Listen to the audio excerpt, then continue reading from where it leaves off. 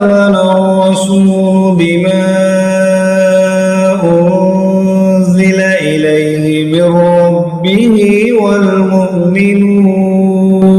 மேலான ஃபித்ரா, ஜகாத், சதகாக்களை நமது இஸ்லாமிய கல்வி சங்கத்திற்கு கொடுத்து உதவுங்கள். அவற்றை உரிய நபர்களுக்கு அவர்கள் இடத்திற்கே சென்று விநியோகம் செய்ய இருக்கின்றோம். இன்ஷா அல்லாஹ். கொடுக்கப்பட்டுள்ள எண்களை தொடர்பு கொண்டால் எங்களது நிர்வாகிகள் தங்கள் இல்லம் தேடி வந்து கனிவுடன் பெற்றுக் கொள்வார்கள்.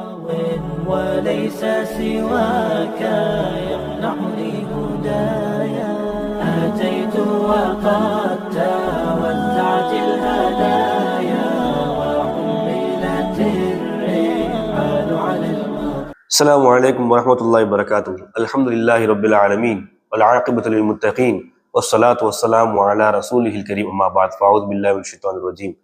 يا أيها الذين آمنوا اتقوا الله حق تقاته ولا تموتن إلا وأنتم مسلمون. رب اشرح لي صدري ويسر لي أمري واحلل عقدة من لساني يفقهوا قولي. رضينا بالله ربا وبمحمد رسولا وبالإسلام دينا. அனைத்து புகழும் மகிழங்கள் எல்லாவற்றையும் படைத்து பரிபக்குவப்படுத்தி பாதுகாத்து வருகின்ற ரஹ்மான் அல்லாஹ் ஒருவனுக்கு எப்போ அனைத்தும் முறித்தாகட்டுமாக. சாந்தியும் சமாதானம் நம் உயிரிலும் மேலான எழுகத்தினவர் கடும் நபிகள் நாயகம் ஸல்லல்லாஹு அலைஹி வஸல்லம் அவர்கள் மீதும் அவர்களது உற்றார் உறவினர்கள், சத்திய சஹாபாக்கள், தாபிகள், இமாம்கள், குறிப்பாக நம்மவர்கள் அனைவர்கள் மீதும் என்றென்றும் எப்பொழுது நிலவட்டுமாக. அன்பிற்கினி எல்லாம் அல்ல அல்லாஹ்வின் நல்லடியார்களே, அல்லாஹ்வுடைய மாபெரும் கிருபையால் புனிதமான ரமலானுடைய மாதத்திலே சிறப்பு தொடர்பான நிகழ்ச்சியிலே நமது இஸ்லாமிய கல்வி சங்கத்தின் யூடியூப் வலைதளத்தின் மூலமாக தங்களை சந்திப்பதில் மட்டில்லா மகிழ்ச்சி அடைகின்றோம். அல்ஹம்துலில்லாஹ். அன்பார்ந்த சகோதர சகோதரிகளே, தொடர் 9 கன்சா ரலியல்லாஹு அன்ஹு அவர்களும் காதிசியா போரும் என்ற தலைப்பில் தான் இன்ஷா அல்லாஹ் இந்த 9வது தொடரை நம்ம பார்க்க இருக்கிறோம். என்ன அப்படின்னு சொன்னா, கிபி 636, அதாவது ஹிஜ்ரி 14, ஏறத்தாழ ஹிஜ்ரி 14 அந்த காலகட்டங்கள்ல தான் இந்த போர் நடைபெறுது. இந்த போர்ல எப்பவும் போல முழுக்கேறி வீரத்தோட யார் நிற்கிறாருன்னா, சஹாபிய பெண்மணியாக பேசப்பட்டு வருகின்ற பேசிக்கொண்டிருக்கிற நம்முடைய கன்சா ரலியல்லாஹு அவங்களும் முன்னிலை வகிக்கிறாங்க. இதுல எப்படி முன்னிலை வகிக்கிறாங்கிறது பெரிய விஷயம். ஆனா அதுக்கு முன்னாடி இந்த போர் எப்படிப்பட்ட உக்கிரமான போர் அப்படிங்கிறதையும் நம்ம தெரிஞ்சுக்கணும். ஈரானுடைய அரசாங்கம் சார்ந்து அந்த பகுதியை சார்ந்த மக்கள் இந்த போரை இது பண்றாங்க. எந்த அளவுக்குன்னு சொன்னா 2 லட்சம் பேர் சேனைப்படை ஆட்கள் மட்டுமே 2 லட்சம் பேர் என்ற ஒரு செய்தியும், அதே ஒரு பெரியதொரு யானைப்படையும் பலமாக வைத்திருந்தாங்க அப்படின்ற செய்தி பார்க்கிறோம். ஆனா முஸ்லிம்களுடைய படையை பொறுத்தவரை அப்படின்னு சொன்னா 30,000 ஒரு 40,000 வரையிலான போர் வீரர்கள் தான் இருந்துதான் பார்க்குறோம். அவங்கள்ட்ட போதுமான அளவுக்கு எந்த அளவுக்கு இருக்குங்கிறது அவங்க எல்லாரும் தெரியும். அவங்கள்ட்ட படைபலம் கூட இருந்திருக்கலாம், ஆனா ஆயுத பொருட்களை பொறுத்தவரை அந்த அளவுக்கு பெருசா இருக்காதுன்னு தெரியும். இருக்கிறத வச்சுதான் போர் புரிய போறாங்க. சரியா? இந்த சூழ்நிலையில தான் காதிசியா போரை சந்திக்கிறாங்க. இந்த இடத்துல கன்சா ரலியல்லாஹு எப்படி செயல்படுறாங்க பாரு, சுப்ஹானல்லாஹ். இதான் பெரிய விஷயம். இன்னைக்கு பெற்றோர்கள் பிள்ளைக்கு என்னென்ன உபதேசம் பண்றோம் அப்படிங்கிறத பாருங்க. இவங்க பண்ண உபதேசத்தை பாருங்க. எப்படின்னு சொன்னா, தன்னுடைய புதல்வர்களை அழைக்கிறாங்க. இதுல என்னுடைய நான் பெற்றெடுத்த பிள்ளைகளே வாருங்கள், புதல்வர்களே வாருங்கள் அப்படின்னு அழைச்சி அவங்க நசீஹா உபதேசம் பண்றாங்க. அதுல ஆசிரியர்களுக்கு மத்தியில வரலாற்று ஆசிரியர் சில கருத்து முரண்பாடு. எப்படி சொன்னா, கருத்து முரண்பாடு இல்ல, சில கருத்து வேற்றுமைகள் இருக்கு. அப்படின்னா, உதாரணமா கணக்குப்படி பார்த்தோம்னா அவங்க 4 பிள்ளைகள் 2வது கணவருக்கு பிறந்துச்சு. அதுல 3 ஆம்பளை பிள்ளைங்க, ஒரு 3 பிள்ளைங்க. அதே மாதிரி மூத்த கணவருக்கு பிள்ளை தான் அப்துல்லான்னு இருந்தாரு. இது இல்லாம ஒரு பிள்ளை இருந்ததாகவும் செய்தி இருக்குது. ஆக மொத்தத்துல நமக்கு தெளிவுபடுத்தப்பட்ட இதுதான். ஆனா இந்த போரில் கலந்து கொண்டது யாரு பார்த்தோம்னா, யசீத், முஆவியா, அம்ரு, உம்ரா என்ற சாபி பெண்மணி. இவங்களதான் சொல்றாங்க மேக்சிமம் எல்லாருமே. சரியா? இப்போ இந்த இடத்துல என்ன அப்படின்னு சொன்னா, இந்த போர்ல தன் பிள்ளைகளை அழைக்கிறாங்க, 4 பிள்ளைகளையும் அழைக்கிறாங்க. அழைச்சு என்ன பண்றாங்க அப்படின்னு சொன்னா, என்னுடைய அருமை புதல்வர்களே, நீங்க ஒன்றும் சாதாரண சும்மா ஒரு பொழுதுபோக்கான ஒரு நிகழ்ச்சிக்கு நிக்கிற நீங்க இந்த மாதிரி வார்த்தைகள் சொல்றாங்க. நீங்க இப்ப கலந்துகிட்ட போர் இருக்கு, சாதாரண விஷயம் கிடையாது. இது அல்லாஹ் நமக்கு கொடுத்த ஒரு பாக்கியம், அல்லாஹ் நமக்கு கொடுத்த ஒரு வாய்ப்பு. எப்படி சொல்றாங்க சுப்ஹானல்லாஹ். அப்ப இந்த போரை நம்ம என்ன செய்யணும், திறன்பட செயல்படணும். அது மட்டும் இல்லாம நீ சொல்ற வாக்கியங்களை பாருங்க. நம்ம இந்த இஸ்லாத்தை நம்ம யாருமே கட்டாயப்படுத்தி ஏத்துக்கிறல, நாமளா மனமோந்து தானே ஏத்துக்கிட்டோம். அது எப்படியோ அந்த மாதிரி இதுல மனமோந்து நம்ம இறங்கி செய்யணும். அதே மாதிரி எப்படி உங்களுடைய தாய் ஒழுக்கமானவளாக இருந்தாலோ, உங்களுடைய தாய் ஒரு வயிற்றிலிருந்து 4 பிள்ளை நீ பிறந்து வந்தீங்களோ, அதுல நான் எப்படி ஒழுக்கமா இருந்தேனோ, அதே மாதிரி உங்களுடைய மாமன்மார்கள் முஆவியா சக்கா இருக்கிறாங்களா, அவங்க சொன்னாங்க, அவங்களை நான் கண்ணியமா பார்த்தேன். என்னால அவங்களுக்கு கண்ணியம் தான் ஏற்பட்டுச்சே தவிர ஒரு இடத்துலயும் என்னால் அவங்களுக்கு அசிங்கம் ஏற்படலை. அந்த அளவுக்கு நான் தூய்மையான ஒரு வாழ்க்கை, எனக்கும் சரி, எனக்கு முன்னும் சரி, எனக்கு பின்னும் சரி, நீங்களும் சரி, அப்படித்தான் தான் வாழ்ந்துகிட்டு இருக்கிறீங்க. அப்படிப்பட்ட ஒரு தூய்மையான வாழ்க்கைக்கு மத்தியில் நம்ம வந்து இப்ப என்ன செய்யணும், அடுத்த கட்டத்துக்கு போறோம், நம்ம போருக்கு தயாராகிறோம், தயாரா இருங்க அப்படின்னு சொல்லிட்டு அதோட நிப்பாட்டல. இப்படி இன்னும் நிறைய வாக்கியங்கள் சொல்றாங்க. அவங்க ஏற்கனவே பேச்சாற்றல் உள்ளவங்க. அதோட கூட என்ன சொல்றாங்கன்னா, பயனற்று போகின்ற, எப்படி பயனற்று போகின்ற, ஒண்ணுமில்லாமல் போகக்கூடிய இந்த உலக வாழ்க்கையை விட நிரந்தரமான நன்மைகளை பெற்று தருகின்ற, நல்விதமான வாழ்க்கையை பெற்று தருகின்ற மறுமையே சிறந்தது என்றதை நீங்க மனசுல பதிய வச்சுக்கிடுங்க. அதுதான் முக்கியம். நமக்கு இலக்கு என்ன? மறுமைதான தவிர வேற எந்த இலக்கு நமக்கு இருக்கக்கூடாது அப்படின்னு சொல்லி தன்னுடைய பிள்ளைகளுக்கு உபதேசம் செய்யக்கூடிய செய்தியை பார்க்கிறோம். அப்போ எந்த வாழ்க்கை முக்கியங்கிறத முதல்ல உணர்த்துறாங்க.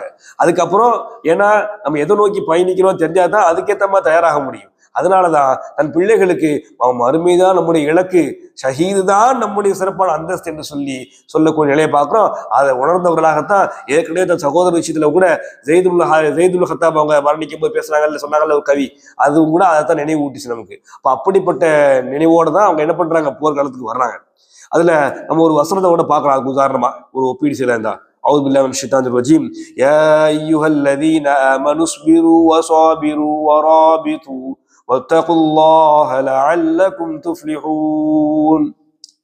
ஈமான் கொண்ட இறை விசுவாசிகளே, பொறுமையை கையாளுங்க, பொறுமையோடு இருங்க, சகிப்புத்தன்மையோடு இருங்க, தொடர்ந்து நீங்க வந்து என்ன செய்ய, உறுதியாக இருங்க, நிமிர்ந்து நில்லுங்க, அல்லாஹ்வை பயந்து கொள்ளுங்கள், அல்லாஹ் உங்களுக்கு வெற்றி தருவான் அப்படிங்கிற மாதிரியான வாக்கியத்தை நினைச்சுதான் தன்னுடைய இறைமையின் வசனத்துல 3வது அத்தியாயம் 200வது வசனத்தை எல்லாம் சொல்றான். அப்போ பாருங்க, இப்ப இது வந்து இந்த வாக்கியம் அப்படி அழகா அவங்க சொன்ன கன்சா இல்லாம சொன்ன அந்த வாசத்தை கரெக்டா ஒத்து போகுது. சுப்ஹானல்லாஹ். இப்ப எந்த அளவுக்கு குர்ஆனுடைய வாழ்க்கையை வாழ்ந்துட்டாங்க பாருங்க. சுப்ஹானல்லாஹ். அப்போ அந்த அளவு ஒரு தெளிவும் ஒரு அறமும் கொண்ட வாழ்க்கையாகத்தான் அவங்களுடைய இஸ்லாமிய வாழ்க்கை இருந்தது என்பதை நம்ம பார்க்க முடியும். அது மாத்திரமல்ல, அவங்க சொன்ன இன்னொரு விஷயத்தை பார்த்தா பிள்ளைகளுக்கு உபதேசம் பண்றாங்க. இது வந்து போருக்கு முன்னாடி உள்ள சொல்லக்கூடிய வாக்கியம். இப்போ போருக்கு தயாராயாச்சு, முக்கியமா நடக்க போகுது, ஆரம்பிக்க போகுது. அப்படிங்கும் போது நம்முடைய பிள்ளைகளை கூட சொல்றாங்க, கொழுந்து விட்டு எரிய தொடங்கி விட்டது இந்த போர் கொழுந்து விட்டு எரிய தொடங்கி விட்டது. நீங்கள் இந்த போருக்கு ஆரம்பிச்சு ரொம்ப ஸ்டெடியா ஆரம்பிக்கும் என்ன பண்ணணும், ரொம்ப வேகமா உள்ள இருக்கணும். அப்ப என்ன அர்த்தம், தயக்கமே இருக்கக்கூடாது, கொஞ்சம் கூட யோசிக்க கூடாது, ரொம்ப வேகமா உள்ள போகணும். உள்ள போய் முடிஞ்சதை நீங்க செய்யுங்க, அல்லாஹ்க்காக வேண்டி முடிஞ்சதை நீங்க செய்யுங்க. இறைவழியில பிடிச்சா எப்படி ஒருத்தர் இருப்பான், எப்படி அலைவான், எப்படி ஒரு உருக்கேறி அந்த மாதிரி என்ன செய்யணும், இந்த போர்க்காலத்துல செயல்படணும் அப்படின்னு சொல்லி உக்கிரமாக பேசி தன்னுடைய பிள்ளைகள் என்ன பண்றாங்க, ஆர்வம் மூட்டி அனுப்பி வைக்கிறாங்க. இப்படி இந்த போர்கள் நடைபெற்று கொண்டு இருக்குது. மறுமை சிந்தனையோட தன் பிள்ளைங்க ஊட்டி அப்பப்போ உற்சாகம் மூட்டிட்டே இருக்கிறாங்க. எப்படிப்பட்ட தாய் பாருங்க. சுப்ஹானல்லாஹ். நமக்கு ஒரு பிள்ளையோட உயிர் போயிரும் தெரிஞ்சே போருக்கு அனுப்புறாங்கன்னா அது எவ்வளவு பெரிய ஒரு மனப்பான்மை இருக்கணும் அவங்களுக்கு. அது பாருங்க இன்ஷா அல்லாஹ். அப்ப நம்ம கொஞ்சமா நமக்கு ஈமான்ல அந்த உறுதிப்பாடு வேணும். அப்போ இப்படி மறுநாள் காலையும் போர் உச்சகட்டத்தை அடையுது, தொடர்ந்து நடந்துகிட்டே இருக்குது. 4 புதல்களும் தாயின் அறிவுரைகளுக்கு ஏற்ப என்ன பண்றாங்கன்னா தொடர்ந்து போராடிட்டே இருக்கிறாங்க. வெகு தூரம் போறாங்க, அடிச்சு வீழ்த்திட்டு போய்கிட்டே இருக்கிறாங்க. ஒருவர் பின் ஒருவராக ஷஹீதாக்கப்படுறாங்க. அப்போ யோசிச்சு பாருங்க, அவங்களுடைய ஷஹீது 4 பிள்ளைகளும் ஷஹீதாயிடுறாங்க. ஷஹீதாகி தங்களுடைய புகழ் வீரமண்ண அடைஞ்சதை எடுத்துட்டு வந்து கன்சா எல்லாம் அவங்க வந்து என்ன பண்றாங்க அப்படின்னு சொன்னா, அப்போ அவன் தாயோட வார்த்தையை பாருங்க. அதுதான் இங்க நமக்கு ரொம்ப ஒரு உளமார்ந்த ஒரு சிந்தனையை பாருங்க. சுப்ஹானல்லாஹ். என்னுடைய பிள்ளைகள் 4 பேரும் ஷஹீத் ஆயிட்டாங்க. ஷஹீதான 4 பேரும் இறைவழியில் ஷஹீதுனாலே இறைவழியில் ஆகிறது தான். இறைவழியில் போரிட்டு ஷஹீதாகிவிட்டார்கள் என்ற மன நிறைவை நான் அடைந்தேன் என்று சொல்லக்கூடிய ஒரு தாயை நான் பார்க்கிறேன். இந்த இடத்துல கன்சார் அவங்க வந்து சும்மா நார்மலா வரலாறு பார்த்துட்டே வந்தோம். இந்த இதுலதான் நமக்கு முக்கியமா தெரிஞ்சுக்கிற விஷயம் பாருங்க, அவங்களுடைய ஈமானிய உறுதி எந்த அளவுக்கு பாருங்க. சுப்ஹானல்லாஹ். நம்ம அந்த அளவுக்குலாம் இப்ப இறங்கியும் செய்ய வேண்டியதில்லை. குறைந்தபட்சம் ஒழுக்கம் சார்ந்த விஷயங்கள்லயாவது நம்முடைய பிள்ளைகளை வந்து கவனம் செலுத்தி உபதேசம் பண்ணி அவன் கேட்டா நான் ஆசைப்பட்டு கொடுத்தேன், பர்த்டே கேக் வெட்டுறது, வெட்டிங் டே கொண்டாடுறது, தன் பிள்ளை ஆசைப்பட்டுச்சு வாங்கி கொடுத்தது, ஹராமான காரியங்களும் பார்க்காம அதை பத்தி யோசிக்காம சிந்திக்காம செயல்படுறது. தயவு செய்து பெற்றோர்களே, இந்த கன்சா வழிதாங்க தும்மாதிரி பின் அம்புரு அவங்களுடைய வாழ்க்கையை கொஞ்சமாக எடுத்து பாருங்க, அவங்களுடைய வரலாற்றை படிங்க. இது மாதிரி இன்னும் நிறைய சஹாபி பெண்கள் இருக்கிறாங்க. சரியா, இதுக்கே 8-9 தொடர்பு போயிடுச்சு நமக்கு.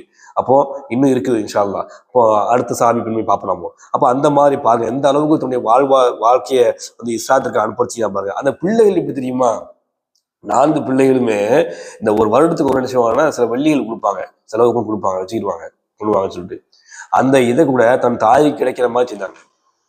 தாய் எடுத்துக்கல, இன்னைக்கு தாய்க்கு கொடுக்க விட மாட்டேங்கிறான்னு பொண்டாட்டி கொடுக்க விட மாட்டேங்கிறான்னு சொல்லிட்டு புலம்புறான் மனுஷன், ஒரு ஆண்மகன். தாய் பொண்டாட்டி வீட்டுக்கு நிறையா கொடுத்துறாங்க, கம்மியாக கொடு, அளவா கொடு அப்படி சொல்றது இல்லை பார்க்குறோம். இப்படி என்னத்தை சொல்றது, தாயை கேட்க வேண்டியது, பொண்டாட்டி கேட்க வேண்டியதாகிது, பொண்டாட்டிகிட்ட உள்ள விஷயம் செய்யறதுக்கு தாயிட்ட கேட்க வேண்டியதாகிது. இது என்ன ஒரு அனாச்சாரமான வாழ்க்கை முறை? ஒரு தெளிவான ஒரு ஆண்மகன் தாய்க்கு செய்ய வேண்டிய கடமையை சரியா செய்யணும், மனைவிக்கு செய்ய வேண்டிய கடமையை சரியா செய்யணும். இந்த ரெண்டிலும் தவிர்த்திடக்கூடாது என்பதில் ரொம்ப கவனமா இருங்க. இன்ஷா அல்லாஹ் நாம் இது போன்ற எண்ணற்ற படிப்பினை அல்லாஹ் சுப்ஹானஹு வ தஆலா இறைமறை வசனங்களின் மூலமாக நமக்கு தந்து கொண்டே இருக்கிறார். அது ஒரு வசனத்தை நான் உங்களுக்கு ஓதி காண்பிச்சேன். அது மட்டும் இல்லாம நம்முடைய இந்த வாழ்வாதாரம் எதை நோக்கி இருக்கு அப்படின்னு சொன்னா, நம்முடைய இறைமறை சிந்தனை எப்படி இருக்குன்னு சொன்னா, பாரம்பரியமாக சிலர் சொன்னாங்க தெரியுமா, எங்களுடைய மூதாதையர்கள் அறியாத உலகக்கான அபாகும் ஒரு வசனம் வரும். அந்த வசனத்துல வந்து என்ன அப்படின்னு சொன்னா, உங்களுடைய மூதாதையர்கள் வழிகேட்டுல இருந்தாலுமா அறியாமையில் இருந்தாலுமா நீங்க அவளை பின்பற்றுவீங்க அப்படின்னு கேட்கறான். அப்ப நல்லா யோசிச்சு பாருங்க, இவங்க எப்படியேப்பட்ட வாழ்க்கையிலிருந்து வந்தாங்க. அப்ப அப்படி வந்துட்டு இஸ்லாத்திற்காக மாறி அதுல எந்த அளவுக்கு இருந்தாங்க, சுப்ஹானல்லாஹ். அதான் முன்னாடி எப்படி இருந்தாங்க, இப்ப எப்படி இருக்காங்க முக்கியம். நாம எப்படி இருக்கிறோம், நம்ம எப்படி செய்யறோம், எப்படி பழகிறோம், எப்படி போறோம், அது மார்க் அடிப்படையில் இருக்கிறாங்கிறது தான் முக்கியம். அதைத்தான் கன்சா அல்லாஹ் வந்து கடைசி வரைக்கும் பிடிமானமா இருந்தாங்க. அல்லாஹுடைய மன்னரை இசாலாமைக்கு வைப்பாங்க. இவங்க வந்து மதினால மக்களை பிறந்து மதினால மரணிச்சாங்க. அங்கதான் அவங்களோட அடக்கஸ்தலமும் ஜன்னத்து பக்கீல இருக்குது. சரியா? அப்போ இன்ஷா அல்லாஹ் அவங்களுக்காக துவா செய்யுங்க, அவங்களுடைய புதல்வர்களுக்காகவும் துவா செய்யுங்க. அல்லாஹ் தஆலா யாவுடைய பிள்ளைகளையும் பொறுத்தல் புரிவானாக. வாஹிதா அல்ஹம்துலில்லாஹி ரப்பில் ஆலமீன். ஜஸாக்குமுல்லாஹு கைரா. பரக்கல்லாஹு ஃபீக்கும். வஸ்ஸலாமு அலைக்கும் வரஹ்மத்துல்லாஹி வபரகாத்துஹு.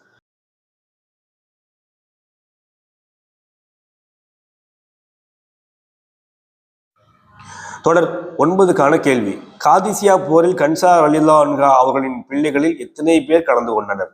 இந்த கேள்வி பதிலுக்கான பரிசினை வழங்குவோர் கீகி மற்றும் கீரை நியூஸ் நிறுவனத்தார். உங்களின் மேலான ஃபித்ரா, ஜகாத், சதகாக்களை நமது இஸ்லாமிய கல்வி சங்கத்திற்கு கொடுத்து உதவுங்கள். அவற்றை உரிய நபர்களுக்கு அவர்கள் இடத்திற்கே சென்று விநியோகம் செய்ய இருக்கின்றோம் இன்ஷா அல்லாஹ். கொடுக்கப்பட்டுள்ள எண்களை தொடர்பு கொண்டால் எங்களது நிர்வாகிகள் தங்கள் இல்லம் தேடி வந்து கனிவுடன் பெற்றுக் கொள்வார்கள்.